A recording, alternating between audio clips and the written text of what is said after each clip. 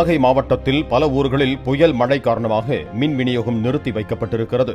புத்தூர், மஞ்சக்கொல்லை, அந்தனப்பேட்டை, பாப்பாக்கோவில், பொறவசேரி, சிக்கல், ஆவராணி, புதுச்சேரி, சங்கமங்கலம், பாலக்குறிச்சி, செம்பன் மகாதேவி, வடுகச்சேரி உள்ளிட்ட 15க்கும் மேற்பட்ட கிராமங்களில் புயலும் மழையும் ஓய்ந்த பிறகு மின் விநியோகம் மீண்டும் வழங்கப்படும் என அதிகாரிகள் கூறியுள்ளனர்.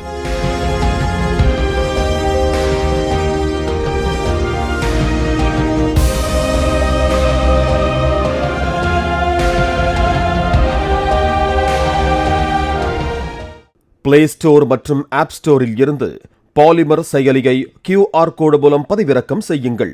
செய்திகளை உடனுக்குடன் பெறுங்கள்.